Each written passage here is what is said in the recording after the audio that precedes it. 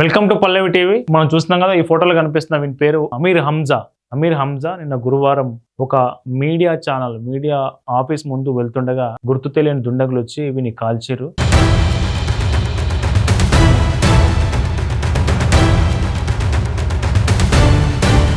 So గన్తో fire చేస్తే ప్రస్తుతం హాస్పిటల్లో చావు బతుకుల మధ్య కొట్టుమిట్టాడుతా ఉన్నారు. అసలు ఎవరీరు, ఎందుకు కాల్చిరు అనేది మనం చూస్తే,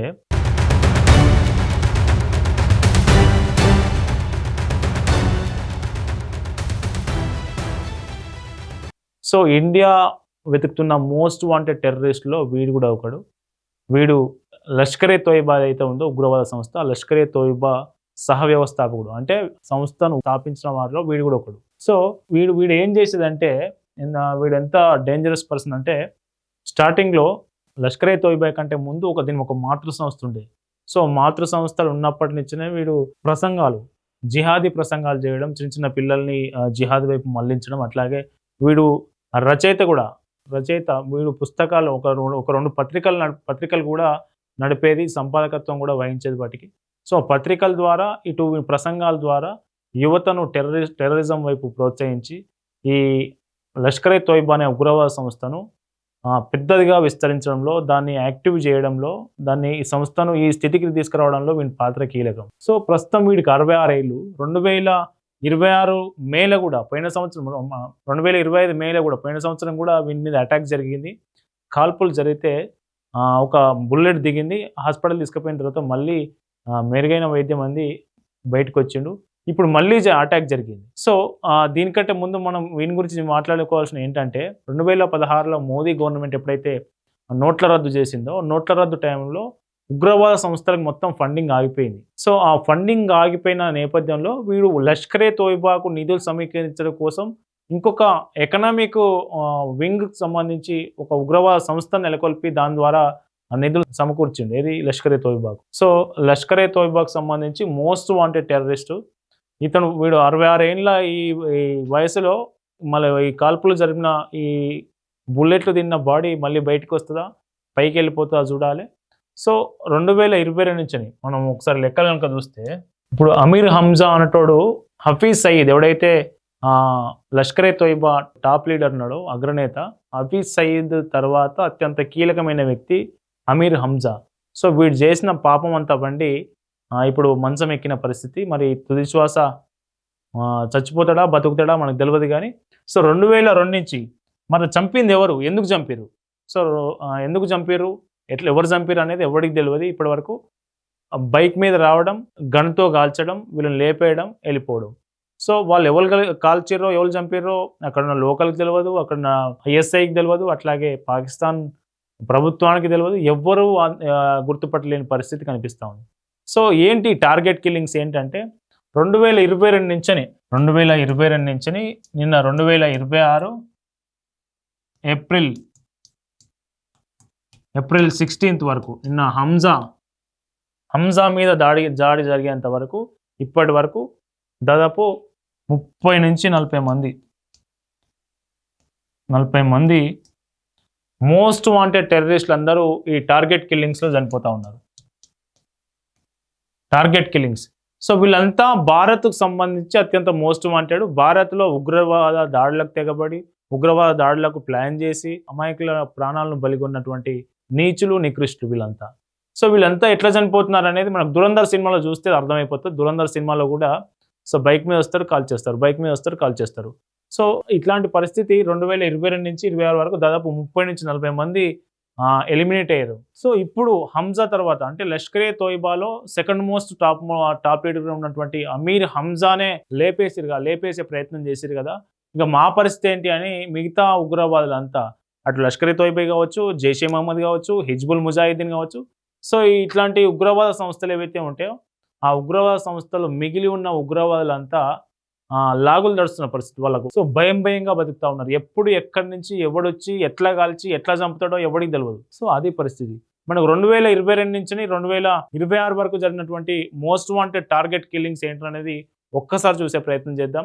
ఎవడెవడు చచ్చిపోయిండు, ఏ స్థితిలో చచ్చిపోయిండు, వాడు భారత్లో ఎట్లాంటి ఉగ్రవాద దాడులకు పాల్పడ్డాడు అనేది చూద్దాం. ఫస్ట్ చూద్దాం, వీడి పేరు జహూర్ మిస్త్రీ.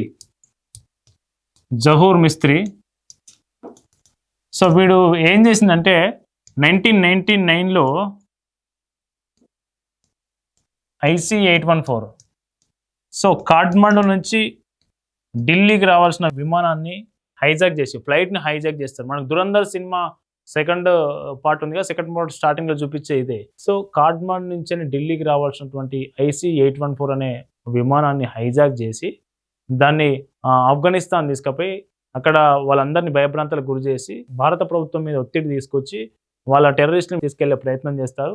సో ఆ హైజాక్లో ఒక సెక్యూరిటీ గార్డ్ చనిపోతారు. దాదాపు 200 మందికి పైగా ప్రాణాలతో బయటపడతారు. సో హైజాక్ కారణమైన జహూర్ మిస్త్రీ 2022 మార్చ్లో 2022 మార్చ్ నెలలో వీని గుర్తు తెలియని వ్యక్తులు ఎక్కడ చంపారంటే కరాచీలో పాకిస్తాన్లోని కరాచీలో వీడు బయట తిరుగుతుండగా గుర్తు తెలియని వ్యక్తులు వచ్చి వీని కాల్చి చంపడం జరుగుతుంది. అప్పటి నుంచే స్టార్ట్ అవుతాయి టార్గెట్ కిల్లింగ్స్. 2022 మార్చ్ నెల నుంచి స్టార్ట్ అవుతుంది. IC-814లో ఎవడైతే హైజాక్లో కీలకంగా వ్యవహరించిండో జహూర్ మిస్త్రీ అనేటువంటి మార్చ్ నెలలో 2022 మార్చ్ నెలలో ఇద్దరు గన్తో కాల్చి లేపేస్తాడు. సో ఆ తర్వాత నెక్స్ట్ సెకండ్ పర్సన్ చూద్దాం. Second person Paramjit. వీని పేరు పరంజిత్. మనం ఫస్ట్ పర్సన్ చూసినాక జహూర్ మిస్త్రిని చంపిన తర్వాత 2022లో వాడిని చంపితే పరంజిత్ని 2023లో చనిపోవడం జరుగుతుంది. వీడు ఖలిస్తానీ కమాండో ఫోర్స్ అనే ఒక ఉగ్రవాద సంస్థను నెలకొల్పుతాడు. దానికి నాయకత్వం వహిస్తాడు. భారతదేశంలోకి ఇల్లీగల్గా డ్రగ్స్ పంజాబ్ రాష్ట్రంలోకి డ్రగ్స్ సరఫరా చేయడం కావచ్చు, అట్లాగే ఆయుధాలు సరఫరా చేయడం కావచ్చు. సో ఉగ్రవాద సంస్థలకు సంబంధించి ఆయుధాలు వాళ్ళకి ఇవ్వడం కావచ్చు. సో ఇట్లాంటి అన్ని వ్యవహారాలకు కీలక పాత్రగా వహిస్తున్నటువంటి ఈ వ్యక్తి. అట్లాగే 1999లో చండీగఢ్లో కూడా ఒక ఉగ్రదాడికి కారకుడు అవుతాడు ఈ పరంజిత్ సింగ్ పంజ్వార్. సో ఈ ఖలిస్తానీ ఉగ్రవాది 2023లో లాహోర్లో వీని చంపడం జరుగుతుంది. గుర్తు తెలియని వ్యక్తులు లాహోర్ మే 16. సో ఇద్దరు గుర్తు తెలియని వ్యక్తులు వచ్చి లాహోర్లో ఇతన్ని కాల్చి చంపడం జరుగుతుంది గన్తో. సో మోస్ట్ వాంటెడ్ టెర్రరిస్టుల్లో రెండో పర్సన్ కూడా చనిపోవడం జరుగుతుంది. మూడో టెర్రరిస్టు, అత్యంత మోస్ట్ వాంటెడ్ టెర్రరిస్ట్ ఇండియా వెతికినటువంటి టెర్రరిస్ట్లో బషీర్ అహ్మద్. వీడు మూడో టెర్రరిస్టు. సో వీడు హిజ్బుల్ ముజాహిద్దీన్ టాప్ 3 కమాండర్లు ఉంటే టాప్ 3లో వీడు కూడా ఒకడు. మనకు ఉగ్రవాద సంస్థలు చూస్తే లష్కర్-e-తోయిబా, అట్లాగే హిజ్బుల్ ముజాహిద్, అట్లాగే జైషే మహమ్మద్. సో ఈ 3 టెర్రరిస్టు గ్రూపులు ప్రధానమైనవి. సో హిజ్బుల్ ముజాహిద్ సంబంధించి టాప్ మోస్ట్ కమాండర్లో వీడు ఒకడు. వీడు ఇండియాకు మోస్ట్ వాంటెడ్గా ఉన్నటువంటి. అయితే వీడు పుట్టింది ఎక్కడ అంటే జమ్మూ కాశ్మీర్లోని కుప్వారా జిల్లాలో పుడతాడు. సో కుప్వారా ప్రాంతంలో పుట్టి ఎప్పుడైతే హిజ్బుల్ ముజాహిద్దీన్లో జాయిన్ అయిన తర్వాత పాకిస్తాన్లోని రావల్పిండి ప్రాంతానికి వెళ్ళి అక్కడే నివసిస్తూ ఉంటాడు. ఒక ఫర్నిచర్ షాప్ పెట్టుకొని అక్కడే నివసిస్తూ ఉంటాడు. అయితే వీడు రావల్పిండిలో ప్రతి అంగుళం తెలుసు. మనకు రావల్పిండితో పాటు మన కుప్వారా జిల్లాలో, జమ్మూ కాశ్మీర్ కుప్వారా జిల్లాలో అంగుళం తెలుసు ప్రతి బార్డర్లో. సో ఈ పాకిస్తాన్ నుంచని జమ్మూ కాశ్మీర్లో ఉన్నటువంటి స్లీపర్ సెల్ ఉగ్రవాదానికి సంబంధించినటువంటి సానుభూతి పరులు ఉన్నారో వాళ్ళందరికీ లాజిస్టిక్స్, ఆయుధాలు సరఫరా చేయడంలో వీడి దిట్ట. సో వీడి కారణంగానే ఉగ్రవాద దాడులకు సంబంధించి మన దేశంలో ఏవైతే ఉగ్రవాద దాడులు జరిగినాయో ఆ దాడుల్లో కీలకంగా ఉగ్రవాదులు వాడిన ఆయుధాలు ఇట్లాంటి వాళ్ళనే దేశంలోకి ఆయుధాలు వచ్చిన పరిస్థితి. సో అట్లాంటి మోస్ట్ వాంటెడ్ టెర్రరిస్టు 2023 ఫిబ్రవరిలో వీడు బయట ఒక దుకాణం బయట నిలబడి ఉండగా ఇద్దరు వ్యక్తులు బైక్ మీద వచ్చి కాల్చి చంపడం జరుగుతుంది. So most wanted terrorist Bharat చేతికి మట్టి అంటకుండానే Jaishe Mohammed top most commander చనిపోవడం జరుగుతుంది. సో ఇది మూడో commander. Fourth top most terrorist ఎవడంటే వీని పేరు అబూ ఖతల్ వీని పేరు. సో వీనికి ఎవడైతే మనకు హఫీజ్ సయీద్ ఉంటాడు కదా, 2011 ముంబై ఉగ్రదాడి ఏదైతే జరిగిందో ప్రధాన సూత్రధారి వీడున్నాడుగా హఫీజ్ సయ్యద్ మేనల్లుడు. హఫీజ్ సయ్యద్ సంబంధించి దగ్గర వ్యక్తి అని చెప్తా ఉంటారు వీడిని, అబూ ఖతల్ని. వీడు ఎంత దుర్మార్గుడు అంటే, అట్లాగే మనకు జమ్మూ కాశ్మీర్లో 2 జిల్లాలు ఉంటాయి, రాజౌరి, రియాసీ. ఈ 2 జిల్లాలు ఉంటాయి. ఈ 2 జిల్లాలో అమాయక ప్రజలను ప్రాణాలు బలిగొన్న దుర్మార్గుడు ఈ అబూ కతల్. ఎట్లా పాల్గొన్నాడంటే, ఒకసారి డాంగ్రీ అనే గ్రామం ఉంటది. రాజౌరి జిల్లాలో డాంగ్రా అనే గ్రామం ఉంటది. ఆ డాంగ్రీ అనే గ్రామంలో భద్రతా దళాలు వస్తున్నాయన్న భద్రతా దళాలు చుట్టుముడతాయన్న ఎప్పుడైతే సమాచారం వీళ్ళకి అందుతుందో, వీడు ఆ ఊరు ప్రజలను టార్గెట్ చేసుకొని, ఆ ఊరు ప్రజలను బందీలుగా చేసుకొని దాదాపు 5 మంది అమాయకుల ప్రజలను కాల్చి చంపి భద్రతా బలగాలు ఏవైతే ఉన్నాయో వాళ్ళని బెదిరించి అక్కడి నుంచి తప్పించుకుంటాడు. సో, వెళ్తూ ఏం చేస్తాడంటే ఐఈడీ బాంబులను అక్కడ పడేసుకుంటూ చెట్ల పొదల్లో పడేసుకుంటూ పోతే, ఆ తెల్లవారి పిల్లలు ఆడుకుంటూ పోయి ఐఈడీలు పేలి 2 మైనర్లు చనిపోతారు. సో, డాంగ్రా గ్రామం మీద చనిపోయినప్పుడు 5 ప్లస్ తెల్లవారి 2 పిల్లలు మొత్తం 7 చనిపోతారు. అట్లాగే రియాసీ జిల్లాలో యాత్రికులతో వెళ్తున్నటువంటి బస్సు మీద అటాక్ చేస్తే దాదాపు 9 మంది చనిపోతారు. యాత్రికుల మీద బస్సు అటాక్ చేసింది కూడా వీడే. అబూ కతల్ హఫీజ్ సయీద్ మేనలుడుగా చెప్తారు. సో, వీడు రియాసీ జిల్లాలో యాత్రికుల బస్సు మీద దాడి చేస్తే 9 మంది చనిపోతారు. వాళ్ళు 9 మంది, అట్లాగే 41 మంది తీవ్ర గాయాల పాలవుతారు. సో, యాత్రకు పోతున్న బస్సుల మీద టార్గెట్ చేసి అమాయక ప్రజలను బలిగొన్న దుర్మార్గుడు, నీచుడు అంటే ఈ అబూ కతల్. సో, అట్లాంటి వీడిని 2025 మార్చి 16 రోజున 2025 మార్చి 16 రోజున వీడిని 2 గుర్తు తెలియని వ్యక్తులు వచ్చి వీడిని తల మీద కాల్చి వీడిని చంపేయడం జరుగుతుంది. సో, అబూ కతల్ని ఖతం చేస్తారు 2025 మార్చి నెలలో. సో, మోస్ట్ వాంటెడ్ టెర్రరిస్ట్గా ఉన్నటువంటి వీడు గాయబ్ లేపేసిరు. సో, ఇండియా వెతుకుతున్న అత్యంత మోస్ట్ వాంటెడ్ లష్కరే తోయిబా టెర్రరిస్ట్లో వీడు కూడా ఒకడు. వీని పేరు సైఫుల్లా ఖలీద్. ఇప్పుడు మనం 5th మోస్ట్ వాంటెడ్ టెర్రరిస్ట్ గురించి మాట్లాడతాం కదా, సైఫుల్లా ఖలీద్. సో, వీడు లష్కరే తోయిబా టెర్రరిస్టు. వీడు టెర్రరిస్ట్ అంటే వీడు ఇండియాలోనే ఉంటాడు సార్, కానీ వీడు terrorist. Lashkar-e Taiba operational commander అంటారు వీళ్ళు. అంటే వీడు ఉగ్రవాద దాడులను లీడ్ చేసేది, ఇక్కడ ఉండి ఆపరేట్ చేసేది మొత్తం వీడే అన్నట్టు. సో, వీడు ఏం చేసేవాడంటే లష్కరే తోయిబా స్థావరాలు పాకిస్తాన్ మిగతా ప్రాంతంలో ఉంటాయి కదా, సో వీడు ఇండియాలో ఉండి ఆ దాడులను ఆపరేట్ చేసే వ్యక్తి. సో, వీడు ఎట్లాంటి దాడులకు పాల్పడాడంటే 2001లో రాంపూర్లో సిఆర్పిఎఫ్ క్యాంపు మీద దాడి చేస్తాడు. 2005లో బెంగళూరులో బాంబు దాడి చేస్తాడు. 2006లో ఆర్ఎస్ఎస్ కార్యాలయం మీద దాడి చేస్తాడు నాగ్పూర్. సో, ఇవన్నీ దాడుల వెనుక వీడు ఉంటాడు, సైఫుల్లా ఖలీద్. వీడు ఇండియాలోనే ఉంటూ లష్కరే తోయిబా ఆపరేషనల్ కమాండర్గా వ్యవహరిస్తూ మనం చెప్పినటువంటి అట్లాగే 2001 సిఆర్పిఎఫ్ క్యాంప్ మీద దాడి, అట్లాగే 2005లో ఐఐఎస్సి బెంగళూరు మీద దాడి, 2006లో నాగపూర్లో ఆర్ఎస్ఎస్ కార్యాలయం మీద దాడి. ఈ ఉగ్రదాడులన్నిటికీ కారణం వీడే. సో, వీడు ఇండియాలో ఉంటూ ఈ ఉగ్రదాడులకు పాల్పడుతున్నాడన్న సమాచారం ఎప్పుడైతే మన నిఘా సంస్థలకు అర్థమవుతుందో, వీడు వెంటనే నేపాల్ పారిపోయి, నేపాల్లో ఇండియా బార్డర్లో ఉన్నటువంటి ఒక గ్రామంలో, ఒక అటవీ ప్రాంతంలో దాక్కొని అండర్ గ్రౌండ్కి వెళ్ళిపోయి అక్కడి నుంచి పాకిస్తాన్ పారిపోతాడు. పాకిస్తాన్లో తిరుగుతున్న ఇతన్ని గుర్తు తెలియని వ్యక్తులు లేపేయడం జరుగుతుంది. 2025 మే 18